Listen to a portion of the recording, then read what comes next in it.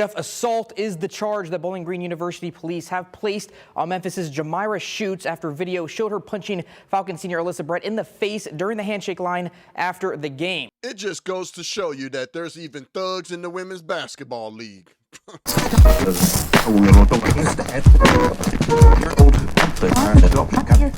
What in the world is going on?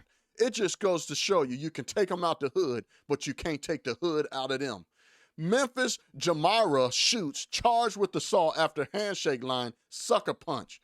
What a way to steal the headlines.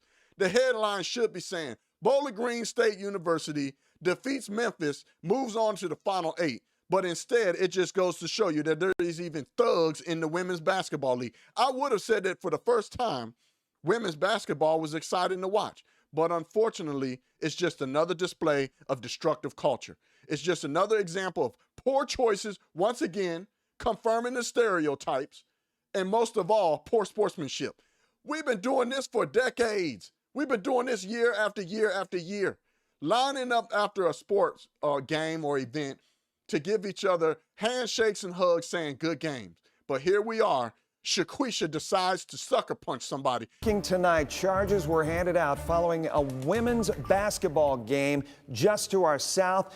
A Bowling Green player, well, could be seen in video getting punched in the face by an opponent after the game. And our Tyler Segerman joining us now live in studio with the very latest. So what do we know at this hour?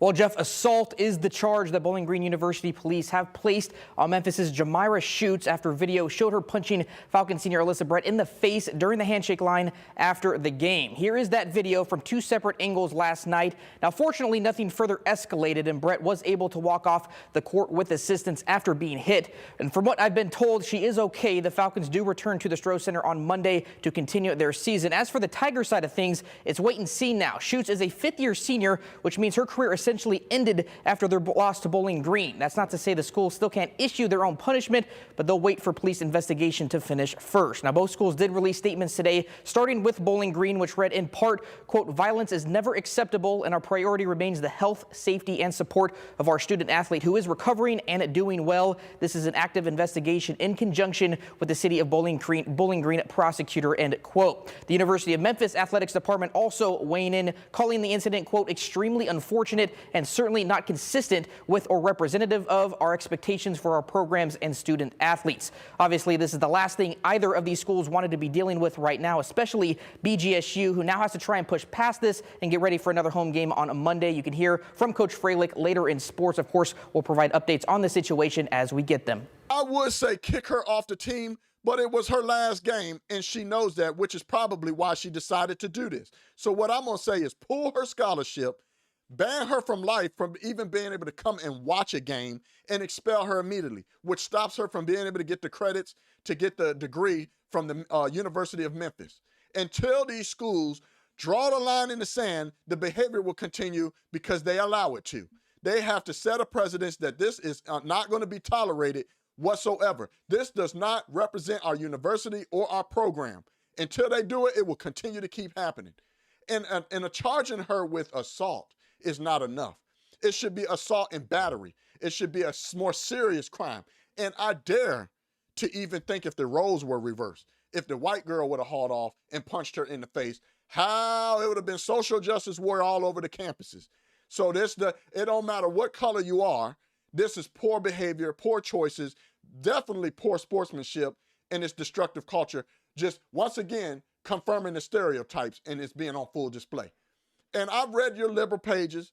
I've read the comments. I want people to know that not all black folks are with this destructive culture and this behavior. A lot of them were opposed to it and said that she should be banned, yada, yada, yada. But there is unfortunately a lot of people that think that just because the girl may have said something, man, what if she called her the N-word? Man, she probably said something. It doesn't matter if someone says something to you. Nothing gives you or grants you the right to haul off and punch somebody in the face. Now, you have the ability to do that, right? Just like you guys say, hey, freedom of speech, you have the ability to say whatever you want, but you need to suffer the consequences that come along with it. Well, this is no different. This is not a racial thing. This is not about color, but we know that if the roles were flipped, it will be a completely different outcome and headline. So we're going to use that same logic and apply it to this. It don't matter if it was a black girl, white girl, Hispanic, Asian, I don't care.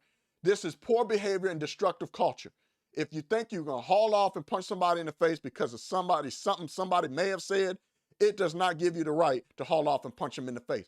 I grew up in the era where we used to say, sticks and stones may break my bones, but name calling never hurt me. What happened to that? What makes these people think that they can just haul off and punch somebody in the face? So yes, assault and battery is the right charge that fits the crime. She shouldn't have hauled off and assaulted that girl like that. So I'm glad the girl is, whatever happens, they press charges. The school anyway needs to mandate that the coaches and all the staff on Memphis, Tennessee's team works and cooperates with the police to get down to the bottom of the investigation. It doesn't matter if somebody says something or not. It doesn't warrant you the ability to be able to haul off and punch somebody in the face. I ain't gonna be the dead horse. Put in the comments what you guys' thoughts are. I wanna know. I appreciate you taking the time to support the page. If it's your first time, make sure you hit the subscribe button, hit the like, put a comment. I read them all. It's your boy, Craig Long 45. Y'all know what time it is. I'm out. You can't make this shit up. Peace. Yeah, oi.